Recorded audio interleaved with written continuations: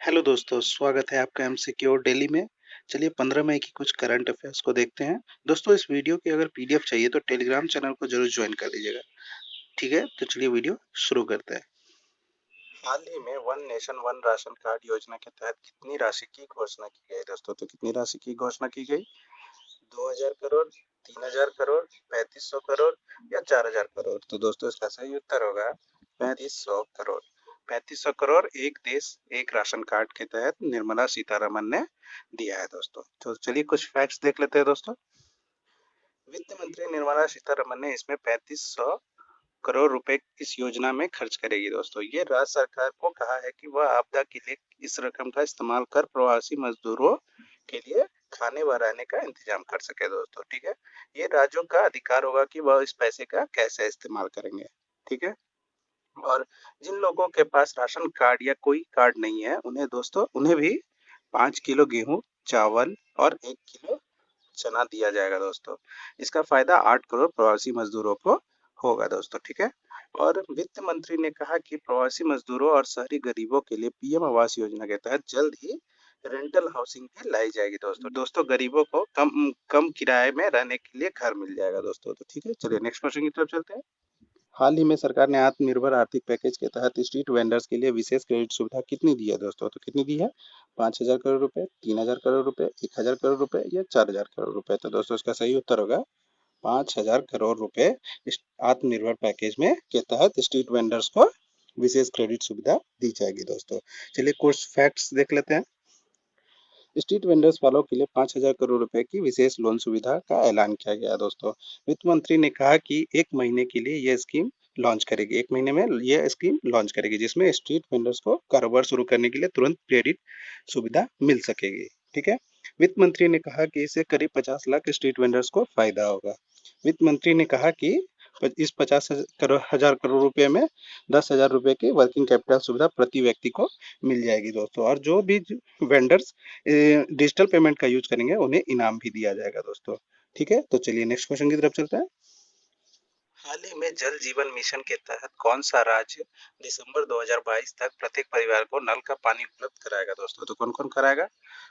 दिल्ली, हरियाणा, जम्मू कश्मीर या both and सी? तो दोस्तों इसका सही उत्तर होगा बोथ, बी एंड सी, मतलब हरियाणा और जम्मू कश्मीर हर घर को पानी नल की पानी उपलब्ध कराएगा दोस्तों। ठीक है, चलिए कुछ फैक्ट देख लेते हैं।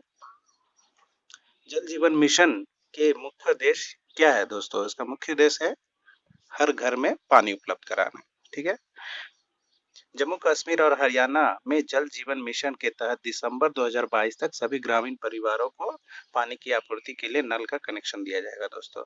केंद्र सरकार और राज्य सरकार के दो उद्देश्यों को प्राप्त करने हेतु इस मिशन को अपनाने की सलाह दी गई है। इसमें प्रत्येक ग्रामीण परिवारों को नल का जल कनेक्शन प्रदान करेगा और स्थानीय लोगों और प्रवासियों को नौकरी के अवसर प्रदान करने में शामिल करेगा दोस्तों। ठीक है, शासित प्रदेश के अधिकारियों ने कहा है कि 18.17 लाख घर है जिसमें 5.75 लाख घरों में पहले ही मिल चुका है चालू का नल कनेक्शन और बाकी शेष घरों में इसे 2020 से 21 तक उपलब्ध कराने की योजना है दोस्तों। और हरियाणा सरकार ने 19-20 में 1,5 लाख नल कनेक्शन प्रदान किए हैं दोस्तों। हरियाणा में कुल 28.94 लाख घर है जिसमें 18.83 लाख पहले से नल कनेक्शन है और 10.11 लाख घर को और किया जाना है दोस्तों। में किस संस्था ने कहा कि शायद कभी खत्म ना हो कोरोना वायरस का खतरा? तो किसने कहा है दोस्तों? WHO, यूनिसेफ, ICMR या गवर्नमेंट ऑफ इंडिया? तो दोस्तों इसका सही उत्तर होगा WHO। WHO ने कहा है कि शायद ही कभी खत्म ना हो ये कोरोना वायरस। तो जानिए, चलिए देखते हैं क्यों बोला है। कुछ फैक्ट्स देख लेते हैं इसका।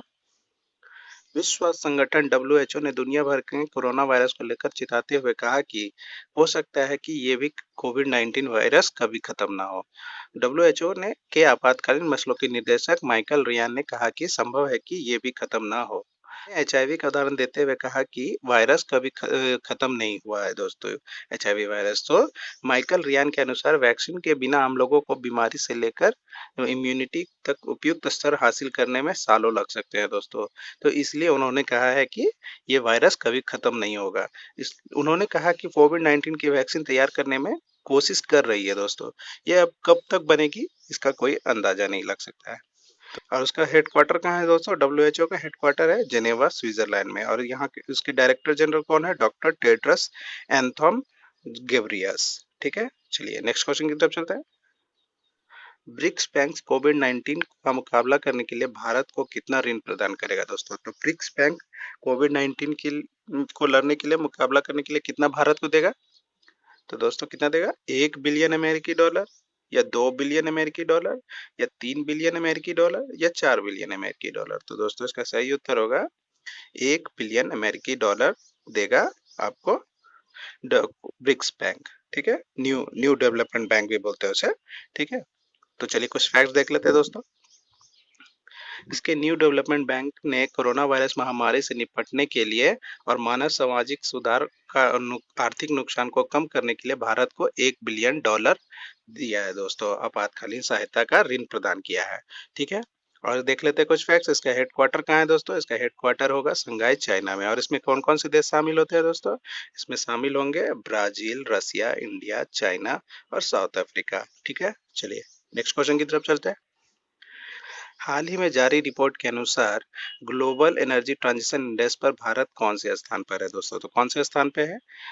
72, 73, 74 या 75? तो दोस्तों इसका सही उत्तर होगा 74। 74 स्थानवे पे भारत है ग्लोबल एनर्जी ट्रांजैक्शन इंडेक्स में।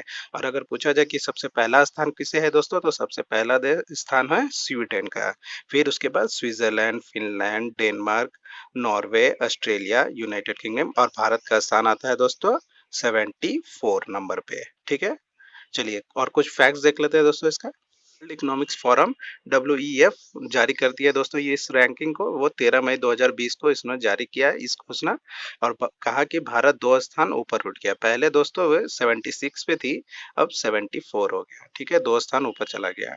और कुछ फैक्ट देख लेते हैं। बेहतर रैंकिंग के साथ भारत ने आर्थिक सुरक्षा, आर्थिक विकास और पर्यावरण स्थिति पर मापदंडों पर सुधार दिखाया है दोस्तों। चलिए नेक्स्ट क्वेश्चन की तरफ चलते हैं। हाल ही में रेलवे ने कब तक नियमित ट्रेन सेवाओं को रद्द कर दिया है दोस्तों? तो कब तक रद्द कर दिया है? 31 मई, 15 जून, 31 जुलाई या 30 जून? तो दोस्तों इसका सही उत्तर होगा 30 जून। 30 जून तक इंडियन रेलवे ने अपने नियमित ट्रेनों को, सेवाओं को रद्द कर दिया है दोस्तों। तो चलिए कुछ फैक्ट्स देख लेते हैं। रेलवे ने सभी नियमित यात्री train, passenger mail, express, superfast, Shatabdi और राजधानी जैसे ट्रेन ट्रेन को 30 जून तक बंद कर दिया दोस्तों, रद्द कर दिया। ठीक है, और ये जो स्पेशल माइग्रेट ट्रेन है वो चलती रहेगी दोस्तों। और ये 15 अलग अलग शहरों के लिए स्पेशल ट्रेन है जो वो चल रही है, वो चलती ही रहेगी। दिल्ली से जो चल रही है 15 अलग अलग शहरों के लिए, वो चलती रहेगी। तो चलिए नेक्स्ट क्वेश्चन की तरफ चलते हैं। हाल ही में केंद्र सरकार ने क्रेडिट लिंक सब्सिडी योजना का विस्तार कब तक किया दोस्तों? तो कब तक किया? दिसंबर 2020, मार्च 2021, जनवरी 2021 और या दिसंबर 2021? तो दोस्तों इसका सही उत्तर होगा मार्च 2021 तक इस क्रेडिट लिंक सब्सिडी स्कीम को बढ़ा दिया गया है दोस्तों। तो चलिए कुछ फैक्ट्स देख लेते हैं। वित्त मंत्री निर्मला सीतारमन ने subsidy link home loan scheme, प्रधानमंत्री आवास योजना की अवधि 1 साल बढ़ाने का फैसला किया है दोस्तों। ये क्योंकि ये मार्च 2020 में खत्म हो गई थी दोस्तों। क्रेडिट लिंक सब्सिडी स्कीम सरकार ने 2017 में लागू किया था, जो मार्च 2020 में खत्म हो गया दोस्तों। ठीक है, और इसकी तारीख बढ़ाकर मार्च 2021 कर दी गई है। इस स्कीम का फायदा उन लोगों को मिलेगा दोस्तों जिनकी सालाना इनकम 6 से 18 लाख के बीच है। स्कीम में दोस्तों 3.3 लाख लोगों को फायदा हो चुका है दोस्तों, और 2.5 लाख लोगों को फायदा इसका और मिलेगा दोस्तों। तो चलिए नेक्स्ट क्वेश्चन की तरफ चलते हैं आप। हाल ही में किस राज्य सरकार ने बेरोजगार युवाओं के लिए होप पोर्टल लॉन्च किया दोस्तों? तो होप पोर्टल किस सर ने किया है? उत्तराखंड, उत्तर प्रदेश, दिल्ली, मध्य प्रदेश? तो दोस्तों इसका सही उत्तर होगा उत्तराखंड। उत्तराखंड ने ये होप पोर्टल लॉन्च किया है। उत्तराखंड के सीएम कौन होंगे दोस्तों? त्रिवेंद्र सिंह रावत। त्रिवेंद्र सिंह रावत है।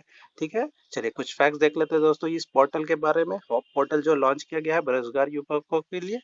चलिए, तो दोस्तों मुख्यमंत्री त्रिवेंद्र सिंह ने hope portal helping out people everywhere portal का लोकार्पण किया है दोस्तों।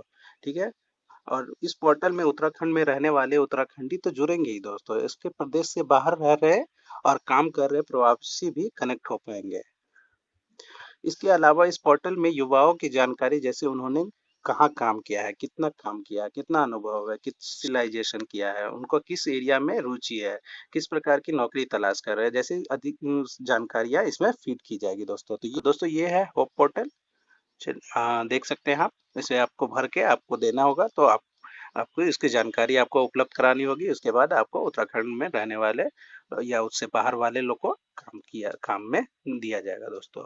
ठीक है, चलिए नेक्स्ट क्वेश्चन की तरफ चलते हैं। हाल ही में आईसीसीआर ने कोविड-19 से लड़ने के लिए कौन सा सॉन्ग लॉन्च किया है दोस्तों? तो कौन सा सॉन्ग लॉन्च किया है?